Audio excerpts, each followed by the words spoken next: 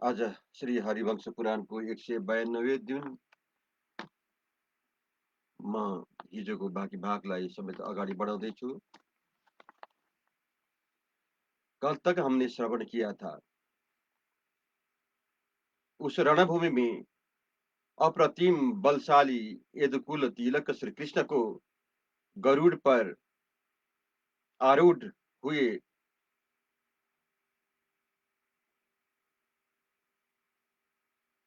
श्री कृष्ण के सामने गए। गरुड़, इसको फिर श्रवण कीजिए। उस रणभूमि में अप्रतिम बलशाली यदुकुल तिलक श्री कृष्ण को गरुड़ पर आरूढ़ होकर आग आते देख बाणासुर ने अपने सामने उपस्थित हुए उन वेगशाली भगवान वासुदेव से कुपित होकर कहा। बाणासुर बोला, अरे खड़े रहो, खड़े रहो, आज तुम जीवित नहीं लौट सकोगे और न द्वारका तथा द्वारकावासी सुहृदों की ही देख सकोगे। माधव, आज समर भूमि में मेरे द्वारा पराजित हो तुम काल से प्रेरित एवं मरणासन्न होकर वृक्ष के अग्रभाग को सुनहरे रंग का देखोगे। गरुड़ध्वज, तुम्हारे तो 8 ही भुजाएं है। रणभूमि में तुम मुझ सहस्त्र बाहु के साथ भीड़ कैसे भीड़ कर कैसे युद्ध करोगे। आज युद्ध में भाई बंधुओं सहित तुम मेरे द्वारा पराजित हो शोणितपुर में मारे जाकर द्वारका का स्मरण करोगे।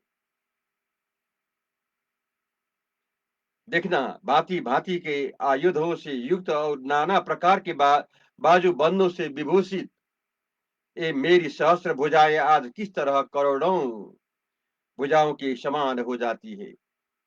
गर्जना करते हुए उस दैत्यराज ने मुख से वे प्रभावपूर्ण महाभयंकर चाणक्य वाक्य समूह उसकी तरह निकल रहे थे, जैसे प्रचंड पावन की प्रेरणा पाकर समुद्र से जल की प्रवाह और उताल तरंगे उठती है। उसके दोनों नेत्र रोष से व्याप्त हो उठे। वह ऐसा जान पड़ता था मानो आकाश में संपूर्ण जगत को दग्ध कर डालने की इच्छा लेकर महान सूर्य उदित हुआ हो।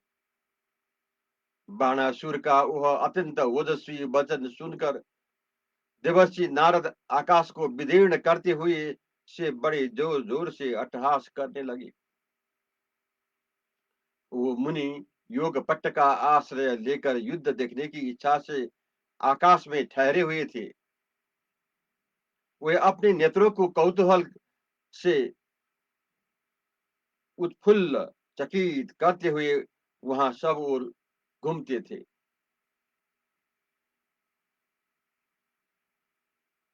श्री कृष्ण बोले, बाण, तू मोहवश क्यों गर्जना कर रहा है।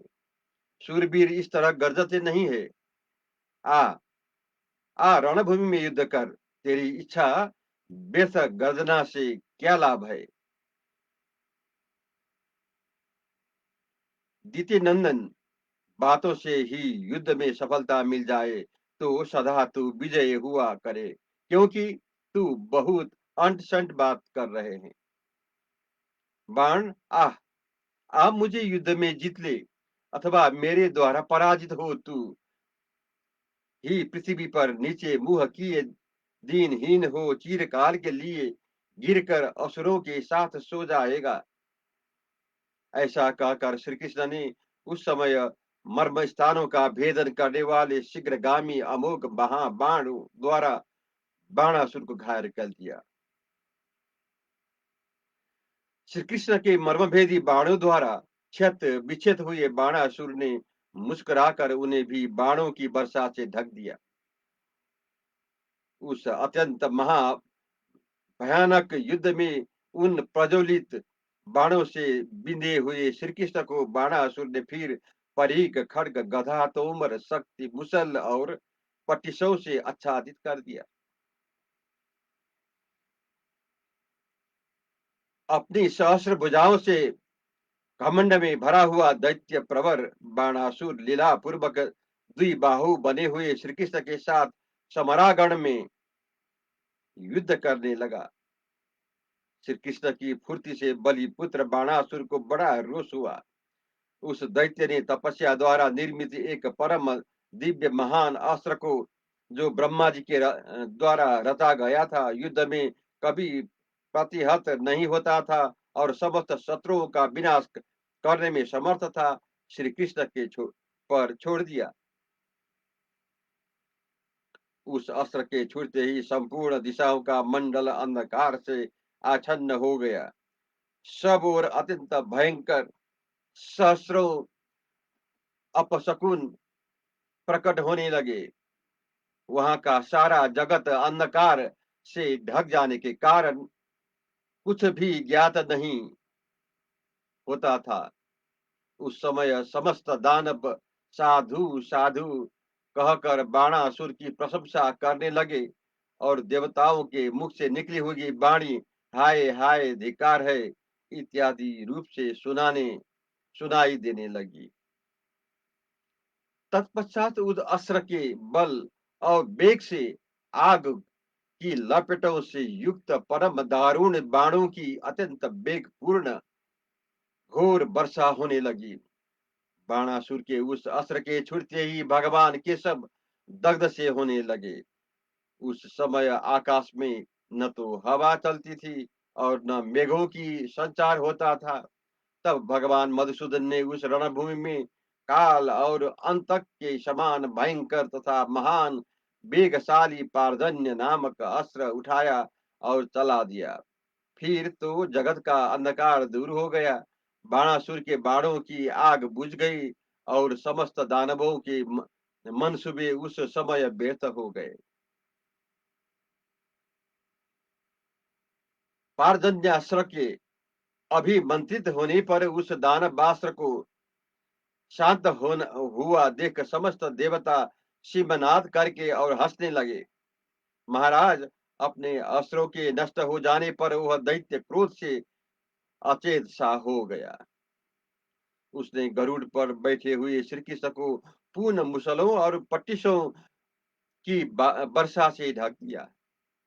मधुसूदन केशव ने उसके द्वारा वेग पूर्वक की हुई उस सारी बाण वर्षा का हंसते हंसते निवारण कर दिया।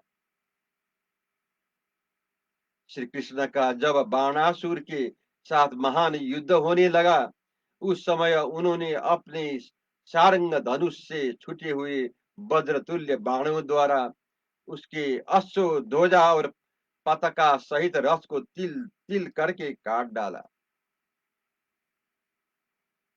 तत्पश्चात महातेजस्वी केशव ने उसके शरीर से कवच को, मस्तक के महातेजस्वी भृकुटी को तथा हाथों से धनुष और दस्ताने को काट गिराया।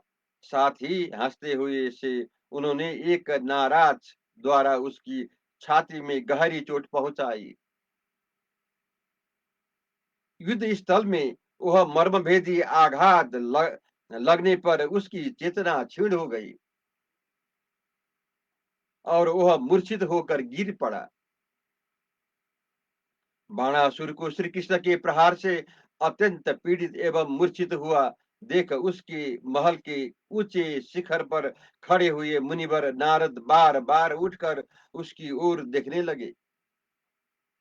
उस समय वे अपनी भुजाओं पर ताल ठोकते और नख बजाते हुए इस प्रकार कहने लगे, अहो भाग्य, अहो भाग्य, आओ आज मेरा जन्म सफल हुआ है।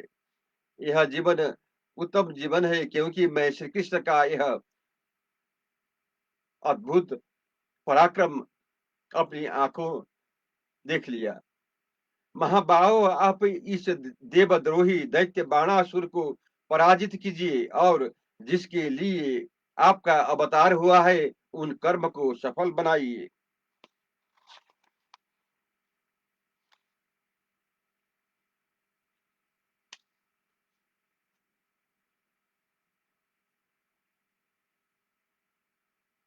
इस प्रकार भगवान श्री कृष्ण की स्तुति करके उस समय आकाश को प्रकाशित करते हुए नारद जी इधर उधर पड़ते हुए तीखे बाणों के साथ रण क्षेत्र में विचरने लगे। जब श्री कृष्ण का बाणासुर के साथ वह महाभयंकर संग्राम चल रहा था, उस समय वहां उन दोनों की ध्वजा चिन्ह बाहर एक दूसरे पर टूट पड़े और युद्ध करने लगे। भगवान दैत्य दोनों के उन वाहनों में गहरी भिड़ंत हुई। बुद्धिमान गरुड़ और मयूर में पंख, चोंच, पंजे, मुख और नखों नखों के प्रहार द्वारा युद्ध होने लगा। मयूर और गरुड़ दोनों एक दूसरे पर क्रोधपूर्वक आघात करने लगे। तदंतर कुपित हुए महाबली गरुड़ ने उठकर अपनी चोंच से उद्दीप्त तेज तेज वाले मोर का मस्तक शीघ्रता पूर्वक पकड़ लिया और उसे उछाल उछाल कर दोनों पंखों से मारना आरंभ किया।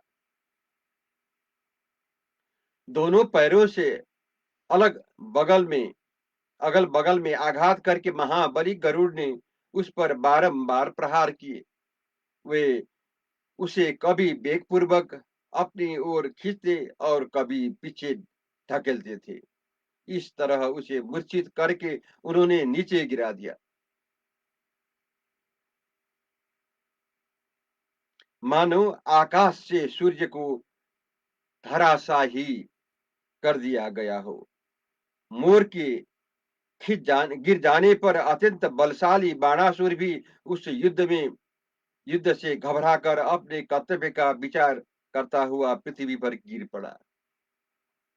वह सोचने लगा, अहो, मैंने अत्यंत बल के धर्म घमंड में आकर अपने हितैषी सुहृदों की बात नहीं मानी। इसीलिए आज देवताओं और दैत्यों के देखते देखते मैं इस भारी विपत्ति में फंस गया हूँ। रणभूमि में बाणासुर को अत्यंत व्याकुल और दीन चित्त हुआ जान भगवान रुद्र आतुर हो उसकी रक्षा का उपाय सोचने लगे। तत्पश्चात महादेव जी ने गंभीर वाणी द्वारा नंदी से कहा, नंदी के सुर, जहां बाणासुर रणभूमि में स्थित है वहां जाओ और उसे सिंहों द्वारा जुते हुए इस तेजस्वी दिव्य रथ से शीघ्र संयुक्त करो। निष्पाप नंदी के सुर, यह रथ युद्ध के लिए पर्याप्त है। मैं यहाँ प्रमथ गणों के बीच में रहूंगा। अब मेरा मन युद्ध करने के लिए उत्साहित नहीं हो रहा है। तुम जाओ बाणासुर की रक्षा करो। तब बहुत अच्छा कहकर रथियों में श्रेष्ठ नंदी रथ के द्वारा उस स्थान पर गए जहां बाणासुर विद्यमान था। वहां पहुंचकर उन्होंने बाणासुर से धीरे धीरे इस प्रकार कहा, महाबली दैत्य, तुम शीघ्र आओ और इस रथ पर आरूढ़ हो जाओ। तदंतर दानवों का विनाश करने वाले श्री कृष्ण के साथ समरांगण में युद्ध करो। नंदी की यह बात सुनकर बाणासुर बुद्धिमान महादेव जी के रथ पर आरूढ़ हुआ। उन तेजस्वी महादेव जी के उस रथ का निर्माण साक्षात ब्रह्मा जी ने किया था। उस पर बैठे हुए अत्यंत पराक्रमी बाणासुर ने कुपित हो ब्रह्मशीर नामक महाभयंकर प्रज्वलित अस्त्र का प्रयोग किया, जो संपूर्ण अस्त्रों का विनाश करने वाला था। उस ब्रह्मशीर अस्त्र के प्रज्वलित होते ही यह संपूर्ण जगत क्षुब्ध हो उठा। ब्रह्मयोनि ब्रह्मा ने जगत की रक्षा के लिए ही उस अस्त्र की सृष्टि की थी। श्री कृष्ण ने अपने चक्र द्वारा उस अस्त्र का विनाश करके वेगशाली, विश्वविख्यात, यशस्वी तथा रण क्षेत्र में अनुपम शक्तिशाली बाणासुर ने इस प्रकार कहा,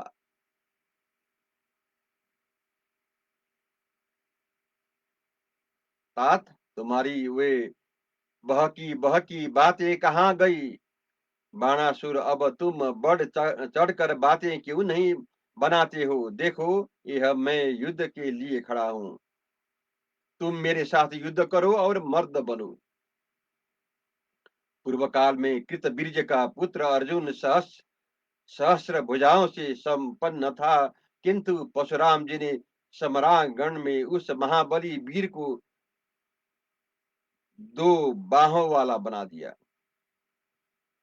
उसी प्रकार तुम्हारा भी जो यह घमंड है, यह तुम्हारी सहस्र भुजाओं की बल पराक्रम से ही उत्पन्न हुआ है। अतः यह मैं युद्ध के मुहाने पर तुम्हारा सारा घमंड चूर किए देता हूँ।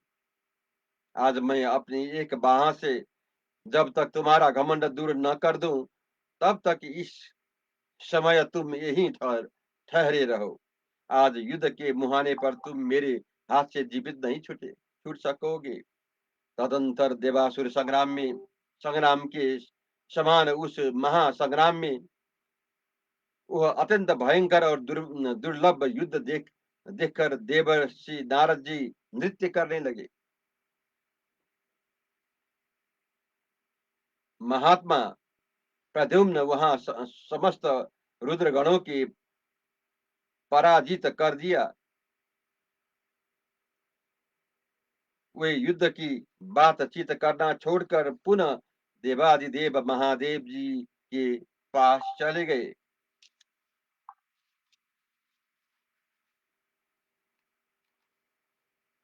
तत्पश्चात श्री कृष्ण ने तुरंत ही वर्षा काल के मेघ की भांति गर्जना करके अपना वह सहस्रार चक्र हाथ में लिए,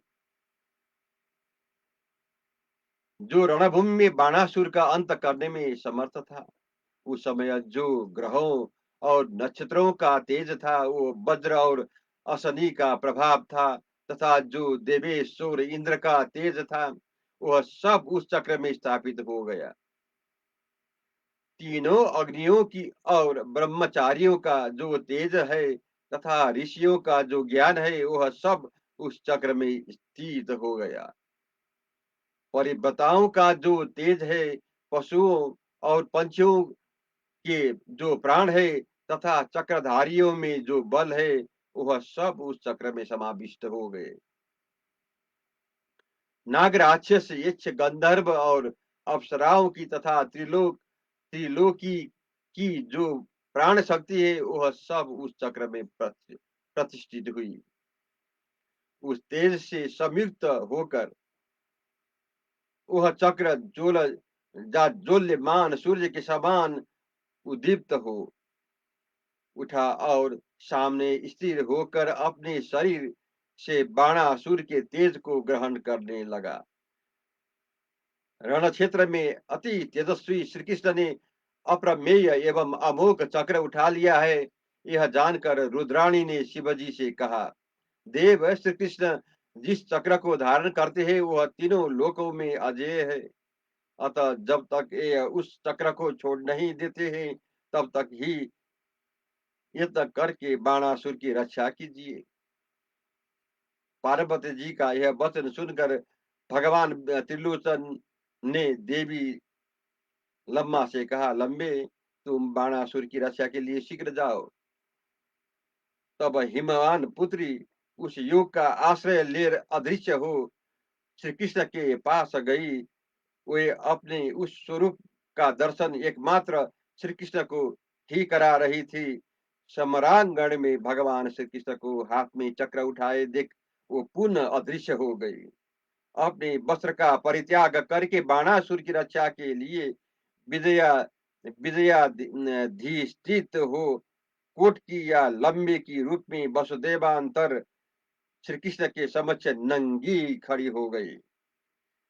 रुद्र प्रिया पार्वती देवी को पुनः लम्मा के साथ आकर सामने खड़ी हुई देख श्री कृष्ण ने इस प्रकार कहा, फिर तुम अमरस से लाल आंखें किए रणभूमि में आकर नंगी खड़ी हो गई और बाणासुर की रक्षा के प्रयत्नों में लग गई, परंतु मैं बाणासुर को मारूंगा, इसमें संशय नहीं है।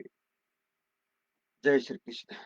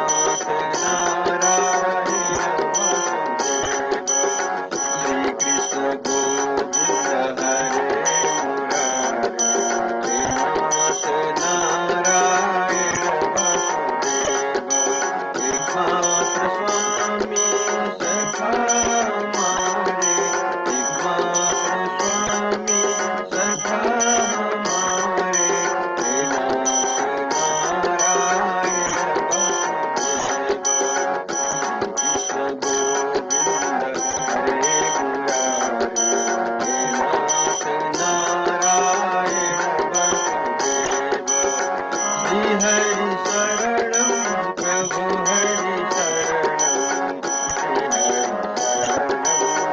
श्री हरि शरणं प्रभु हरि शरणं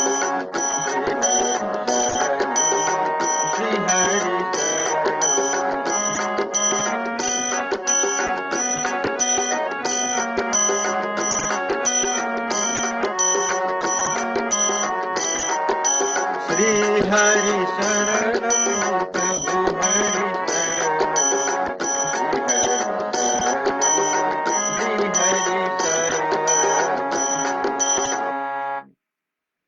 जय श्री कृष्ण, जय श्री हरि।